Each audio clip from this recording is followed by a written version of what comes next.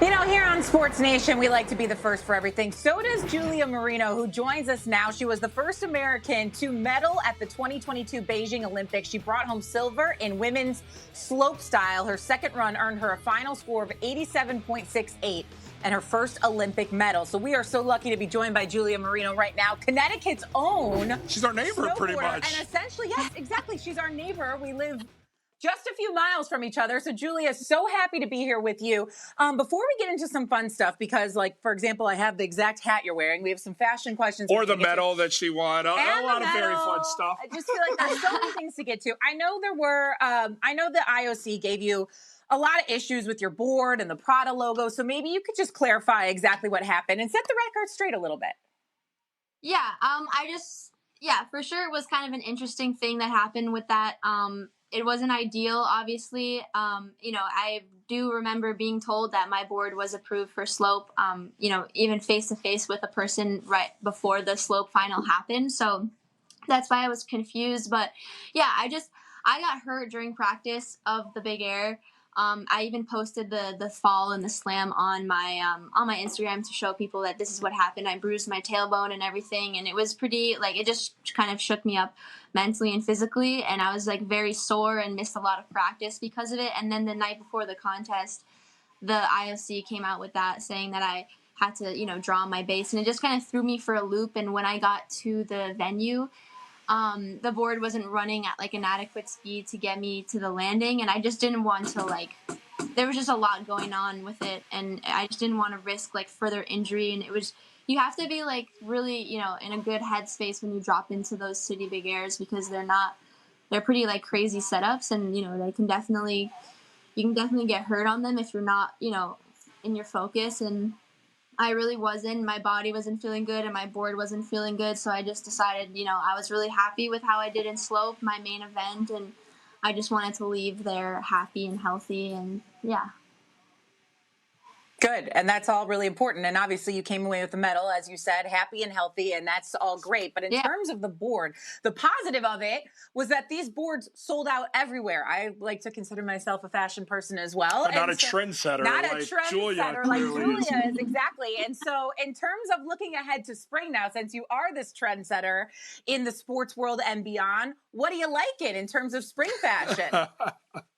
Yeah, I think it's really cool that fashion and action sports, particularly snowboarding, are merging together. I just think, with social media and everything, fashion is a huge trend right now, for everybody basically. And, you go out on the mountain and you see people that are wearing certain things, and you look up to certain people, and they have a good style. And, when you link fashion with that, it's really cool. And I'm just happy to be representing such a cool brand. A lot of my friends are stoked on it, and it's just cool to be repping the company, and they have really cool, I really like their stuff, and the designs, and definitely stands out, which is really nice. And get a lot of comments about it, so it's been a fun journey so far with them.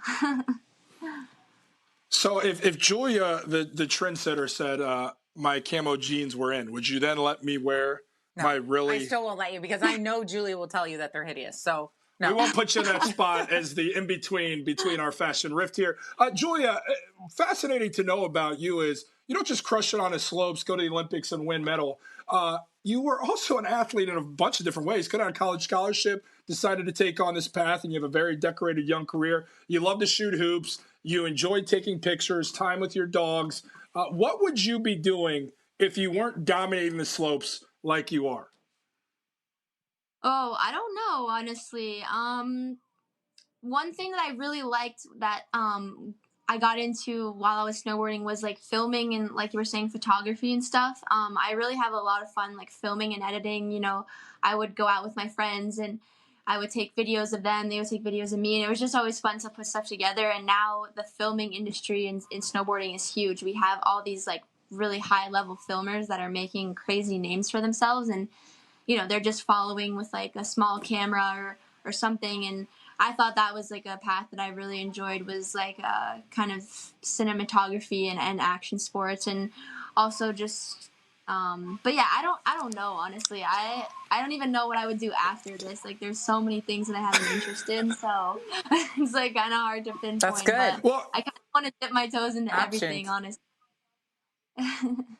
Julia, you're 24 years old. That's the luxury of it. You've already done a lifetime's worth of achievement now, but you have your whole life to still do more. It's scary.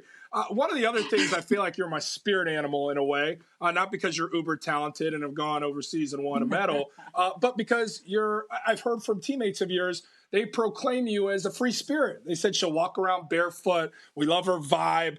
My wife gets mad at me because I'll walk outside barefoot, grab the mail and my briefs and a T-shirt. It's so I too am a ridiculous. free spirit. What other free spirit things about you categorize you as a said free spirit?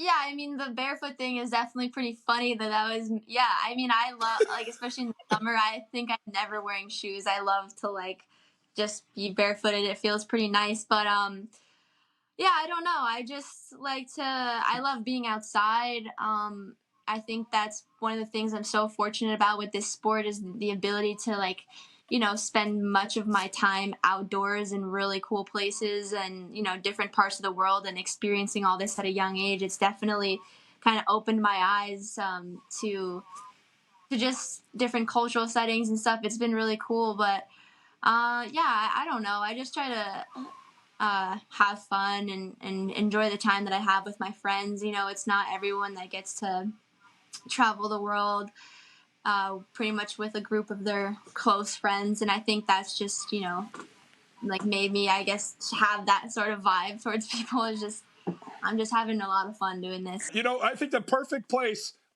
to close would be Julia. We've moved here from Chicago. We thoroughly enjoy the Connecticut area. We know New York has a say in this as well. Pizza's a big thing in the Cornette household. You've traveled the True. world. You've eaten all types of food, crushing it in different events and competitions.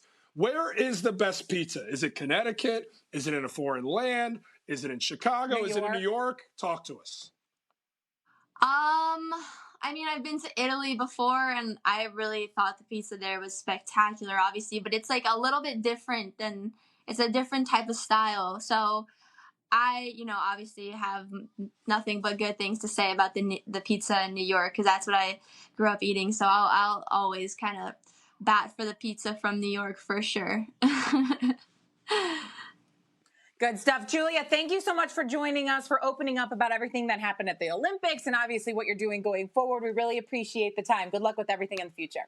Thank you guys so much for having me. It was great to talk to you. Thank you for watching ESPN on YouTube. For live streaming sports and premium content, subscribe to ESPN+.